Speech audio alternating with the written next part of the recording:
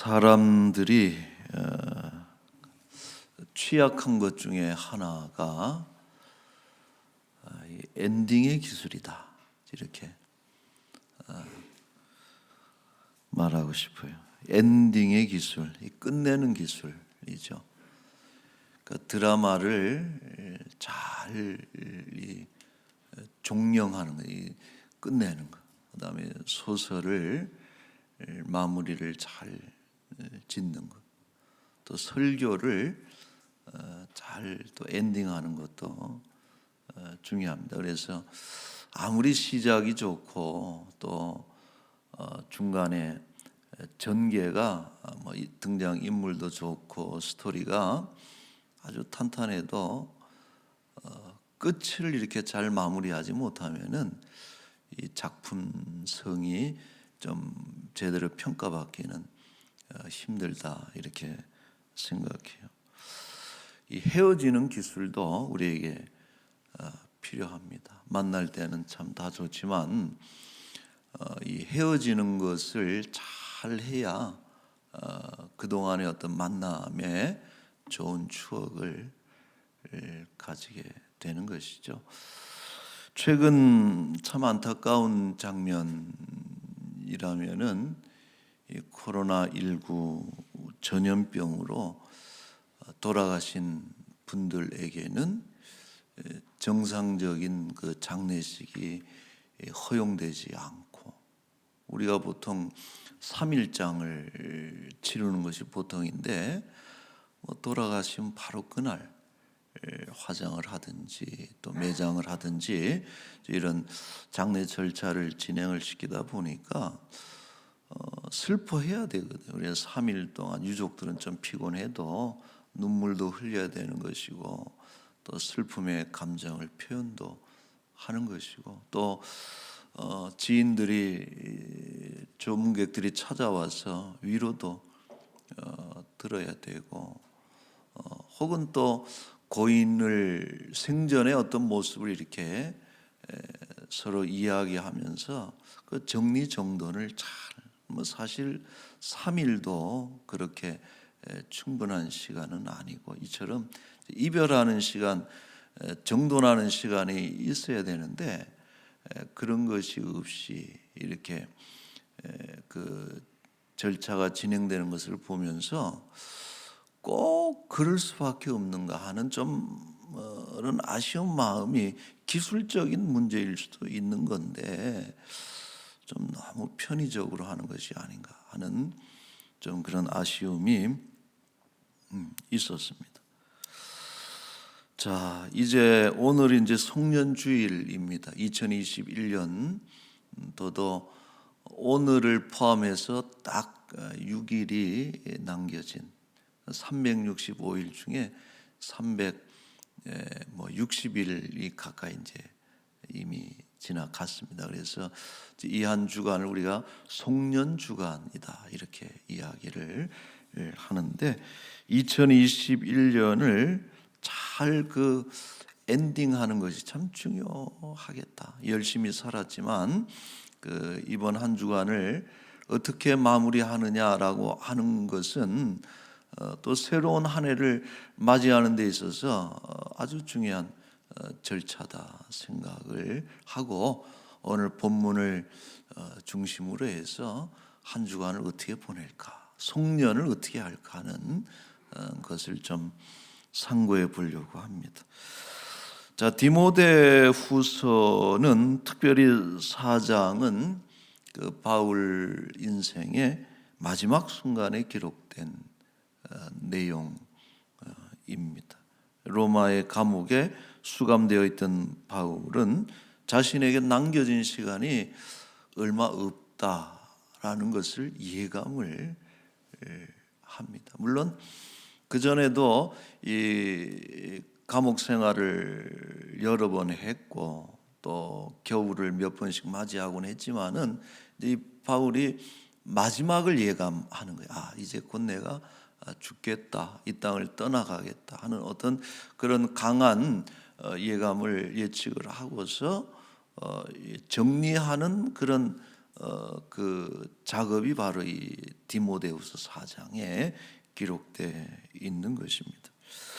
자, 그는 자신의 마무리를 이렇게 하고 있어요. 첫째로 지난 날을 회상하고 있습니다.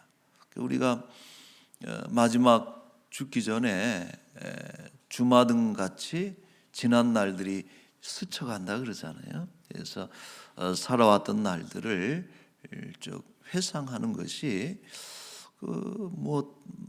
마지막 모습일 수 있겠다 이런 생각이 드는데, 바울은 특별히 사람들의 이름을 기록하면서 회상하는 방식을 취하고 있다라고.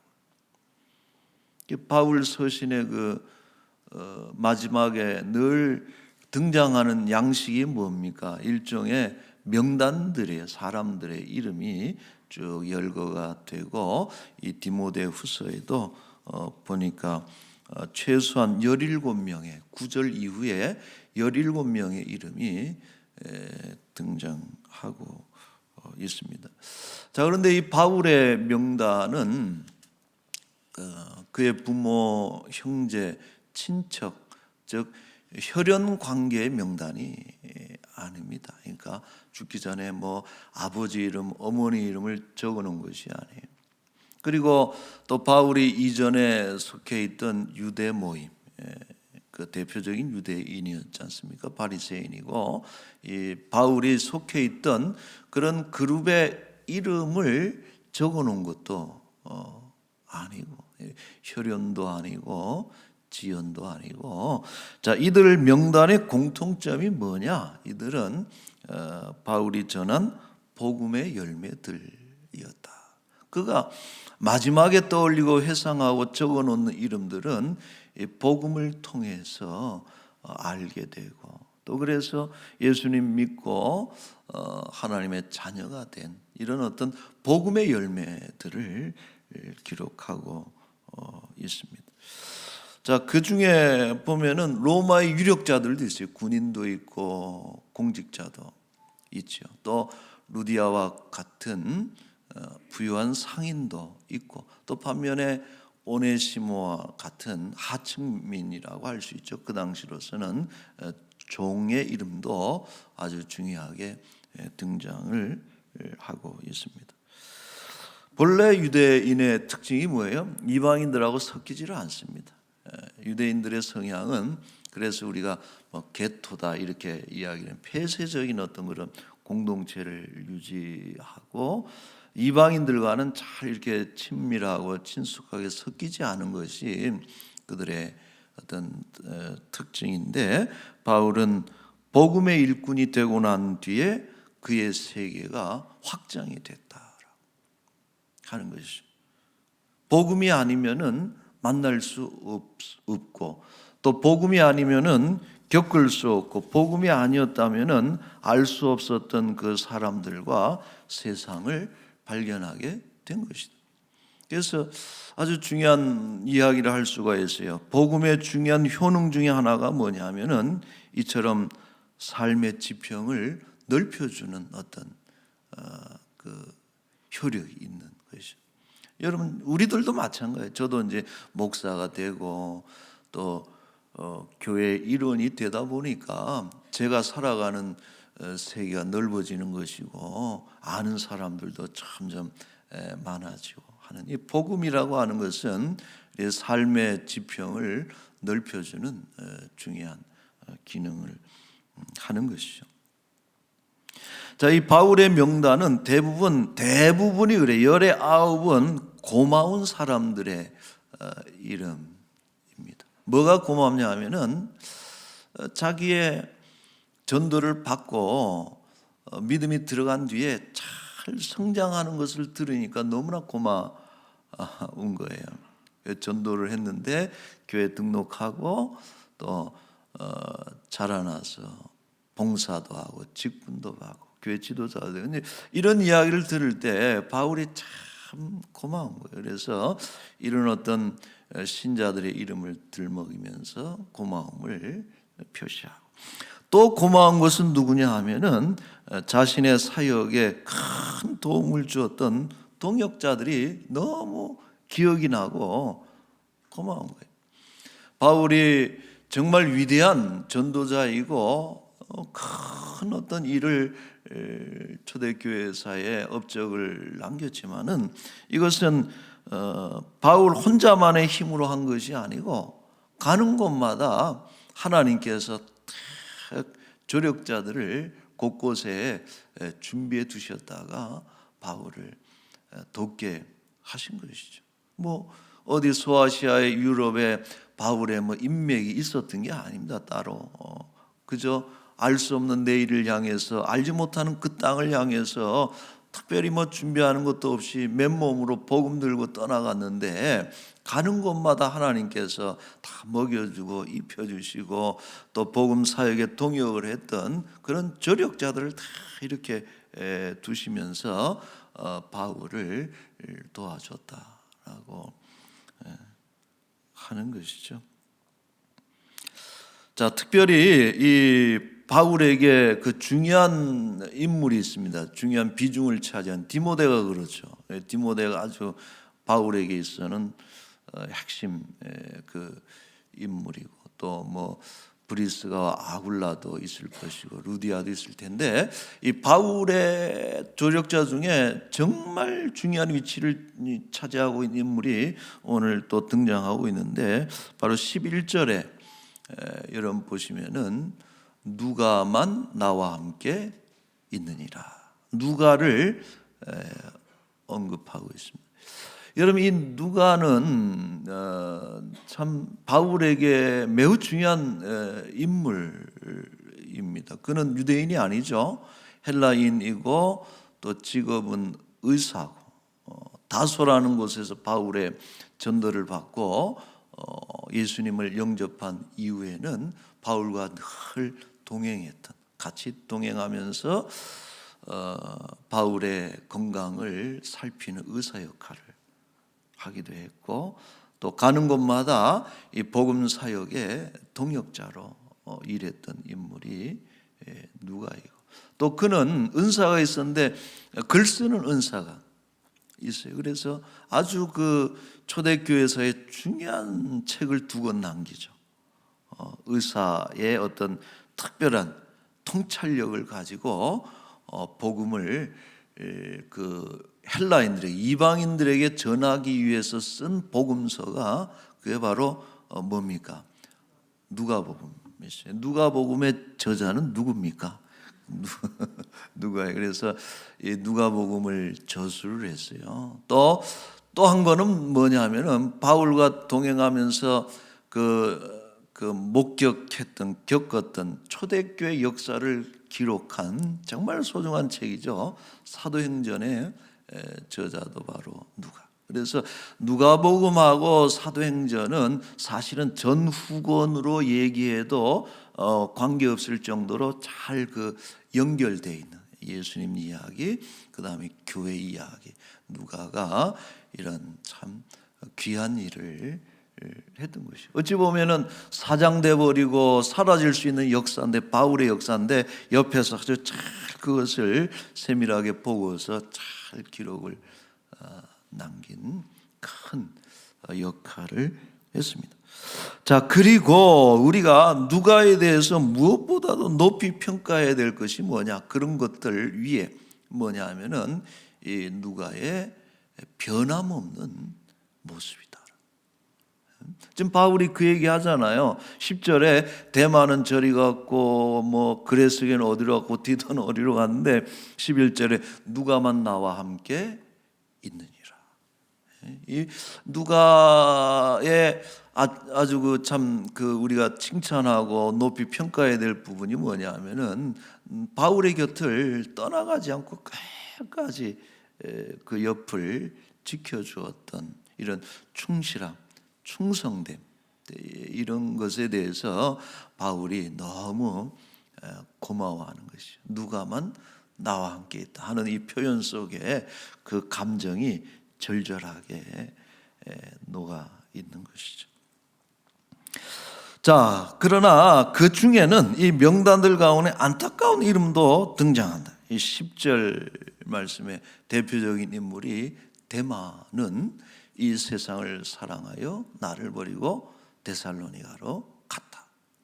지난 날을 회상하면서 가슴에 못이 박히는 안타까운 이름이 데마라는 거예요. 왜?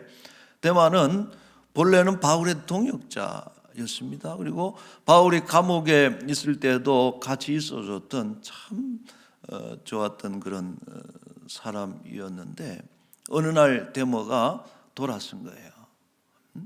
바울이 석방될 조짐도 보이질 않고 감옥 안에서 최후를 마칠 것 같고 고난은 끝나질 않고 교회의 어떤 모습이 암담해 보이거든요. 그러니까 이 데마가 견디다 못해서 떠나갔다.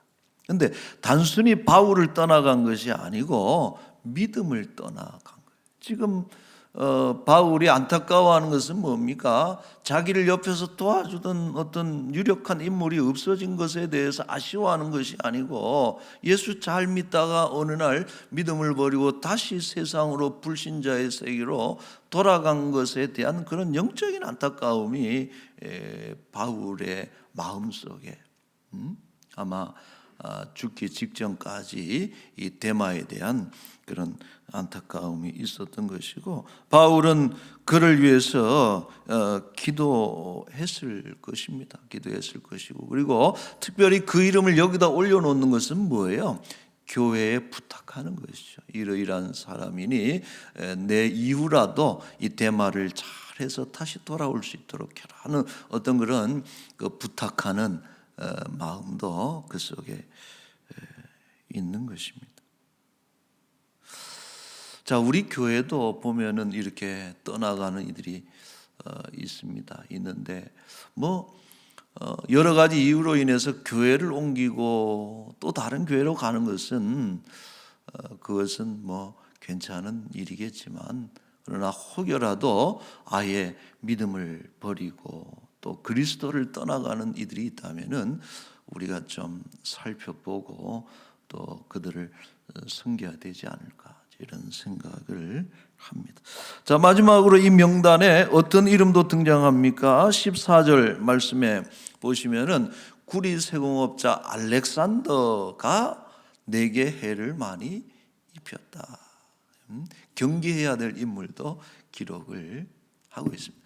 여러분, 이것은 바울이 개인적으로 관계가 안 좋았고 서로가 싸웠던 이런 어떤 개인적인 관계가 아니라 이 알렉산더라고 하는 인물은 자기에게도 해를 입혔지만은 교회에도 해로운 존재다라고 하는 것을 경계 경보를 하고 있는 거예요. 그래서 15절 말씀에 보면은 너도 주의해라 이런 얘기를 하고 있는 것이죠.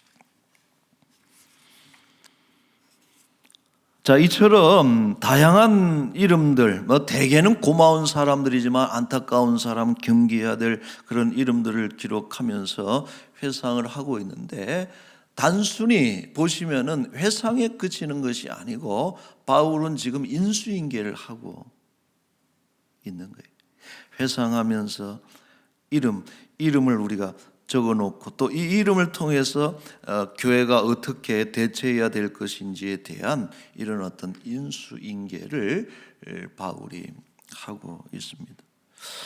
바울의 죽음은 교회로서는 큰 손실이죠.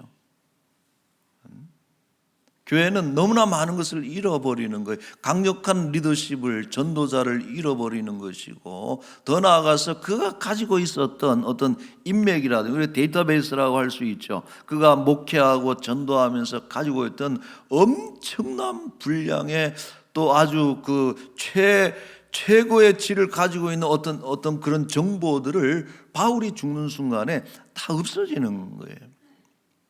그런 면에서 바울이 지금 마무리를 어떻게 하고 있습니까? 자기가 가지고 있는 것들을 다 풀어놓는 거예요. 회상하면서. 그래서 서신들을 통해서 신학적인 내용도 정리하죠. 이단들에 대한 그런 경계를 하는 것이고 자기가 하나님께 받았던 어떤 그런 말씀에 대해서도 그대로 남겨놓는 것이고 그렇게 하고 또 이런 인맥들을 정리하면서 목회에 대한 뒷정리를 하고 있는 것입니다. 자, 이런 시간, 이런 절차가 매우 중요해요. 왜냐하면은 바울이 있었던 시대가 잘 정리되지 않고 넘어가면은 또 다시 이때를 시작을 해야 되는 거예요. 바울이 한 시대를 그으면서 자기의 시대를 정리하면서 다음 세대로 넘겨놓는 이런 것이 그 마지막을 정리하는 중요한 그 절차가 아닐까 생각을 해요.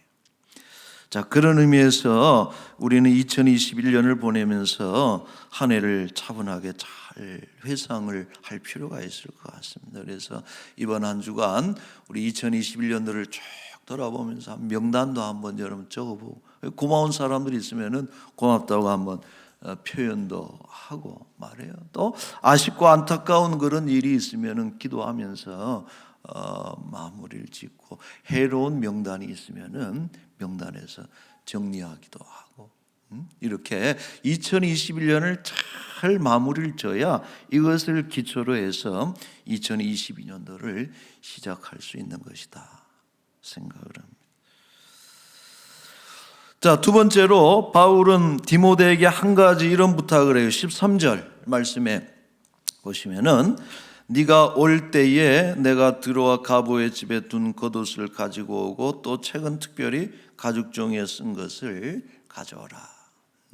이름을 열거하면서 회상을 하고, 두 번째로는 디모데에게 두 가지를 부탁을 하죠. 네가 올 때 이거 가지고 와라. 첫째로 겨울을 예상하면서 겉옷을 가져오라 그래요. 자, 이때 여러분 겉옷이라고 하는 것은 뭐냐면은 두꺼운 그 옷감으로, 왜냐하면은 오래 입어야 되기 때문에 두꺼운 옷감으로 만든 것인데, 둥그런 그 천에 중앙에다가 구멍을 하나 이제 뚫어가지고, 구멍을 뚫어서 그걸 어디에 뒤집어 쓰는 거예요? 머리가 나오도록 이렇게 쏙 뒤집어 쓰면은 그게 외투가 되는 거예요. 겉옷이 되고, 우리 흥부전입니까? 보면은 흥분의 가족은 어떻게 했어요? 큰 포대기에다가 구멍을 여기저기 뚫어가지고 목만 내밀고 이제 이렇게. 그래서 이제 그 당시 겉옷은 뭐냐면은 여러분 옷도 되지만은 이불도 되는 거예요. 그러니까 바울에게 겨울을 예감하면서 필요했다. 저는 참 안타까운 것이 이 대목이 뭐냐면은 어떻게 바울과 같은 위대한 전도자, 오늘날로 얘기하면 뭐 빌리그레엄 목사님 저리 가라 할 정도로 정말 위대한 초석을 낳은 그런 교회 일꾼의 마지막 모습이 겨울을 걱정하는 겉옷을 부탁하는 모습이라는 것이 참 얼마나 안타까워요. 요즘 같아서 바울이 돌아가셨으면 장례식은 아마 3일장으로 안 됐을 거예요. 얼마나 그렇게 했을 텐데, 이 위대한 일꾼이 감옥에서 돌아가시면서 겉옷 가져오라 하는 이 장면이 참 생각하게 돼요. 그런 부분이 있는 것이고, 또 그럼에도 불구하고 이 바울의 멘탈이 흔들리지 않고, 하나님, 내가 여태까지 교회를 위해서, 주의 나라를 위해서 이렇게 그렇게 이랬는데 내 마지막 모습이 감옥입니까? 원망할 수도 있겠지만은 바울이 오히려 감사함으로써 흔들리지 않고 복음 전도자와 사도의 그 사명을 끝까지 견지하는 이런 것이 바울의 위대한 엔딩의 모습, 하나님께 감사함으로 마무리하는 것이죠. 자, 겉옷과 더불어서 디모데에게 또 하나 부탁한 것은 한 권의 책입니다. 13절에 보면은 특별히 가죽 종이에 쓴 것을 가져와라. 이것은 이제 양피지를 얘기하겠죠. 그러니까 양피지, 양 가죽에다가 이제 뭐 지금이야 너무 이렇게 잘 되어 있지만은 양피지에 이렇게 기록한 성경 두루마리인데 얼마나 두텁겠어요, 그게. 그러니까 들고 다닐 수가 없습니다. 그러니까 집에서 보는 뭐 부자들만 그러겠죠. 집에서 볼 수 있고 회당에 뭐 예를 들어서 교회 한 권 갖다 놓고 볼 수 있는 구약 성경 이런 것인데 바울이 아마 그게 생각났던 모양이에요. 워낙 여기저기 다니다 보니까 그 어떤 집에다가 맡겨둔 것인데 그걸 가져오라 말씀 하는 것이죠. 70의 노구입니다. 나이가 들은 우리 바울이 인생의 마지막 순간을 감옥에서 자기의 삶을 정리하면서 자신에게 가장 마지막에 필요할 게 뭘까? 겉옷도 필요하지만은 하나님의 말씀을 찾고 있는 이런 노신앙인의 모습을 우리가 보면서 참 뭉클해집니다. 여러분, 우리 인생의 마지막 순간에 한 권의 책이 우리 곁에 있다면 참 좋겠고요. 더 좋은 것은 그 좋아하는 그 성경 구절을 읽고 이렇게 줄치다가 이렇게 잠든 듯이 이 땅을 떠나갈 수 있다면은 얼마나 더 행복하겠습니까? 장례식장에 가면은 영정 앞에 성경책을 두잖아요. 근데 어떤 집은 가봤더니 이렇게 뭐 어디 이렇게 하면서 설명을 해주는데 우리 아버지가 평소에 이렇게 즐겨하던 성경 구절이라고 그걸 기억하고 꼽아서 얘기해 줄 수 있는 집은 그건 양반 집안이야. 아주 믿음의 명문 가문, 행복한 가정. 그 옆에 찬송가는 우리 어머님이 살아생전에 정말 즐겨 불렀던 찬송입니다 하고서 이 찬송 합시다 그러고 이렇게 할 수 있는 그 장례식은 얼마나 참 행복한 좋은 그런 장례식이 되는 것이죠. 자, 여러분, 이 송년 주간에 권하고 싶은 것은 성경을 가까이 하는 여러분들이 되시기를 바랍니다. 얼마나 좋아요. 이렇게 옛날에는 다 양피지인데 그 보려면 복잡다. 얼마나 간단해. 이것도 무겁다 그래가지고 2분의 1 되는 성경에다 그냥 보이지도 않는데 저는 그것도 무거워가지고 집에 놓고 저 성경을 가까이 하는 그런 한 주간이 됐으면 좋겠어요. 결론입니다. 용혜원 시인, 이 목사 시인입니다. 이분이 쓴 시 중에 가을비를 맞으며라고 하는 시귀 중에 이 대목이 하나 있는데 그 밑에 보면 이런 말이 있어요. 훌쩍 떠날 날이 오면 미련 없이 떠나버려도 좋을 만큼 살아왔는가. 그러니까 여러분, 지금이라도 당장 죽는다면 미련 없이 떠날 수 있겠어요? 좀 무거운 뭐 그런 거 떠나서 2021년도 지금 훌쩍 지나가도 한 해를 미련 없이 이렇게 살아왔는가, 떠나도 괜찮은지 이런 질문이죠. 그게 좀 마음에 와 닿았습니다. 여러분, 바라기는 짧은 시간이지만 이번 한 주간에 아름답게 엔딩하는 그런 시간이 꼭 될 수 있기를 바랍니다. 분주하게 뭐 만들고 뭐 하고 이런 것이 아니고 정말 차분하게 우리 주변의 사람들을 좀 떠올리기도 하고 기도하기도 하고 또 하나님의 말씀을 가까이 하면서 하나님의 음성을 듣는 그런 복된 우리 송년이 되시기를 축원합니다. 아멘.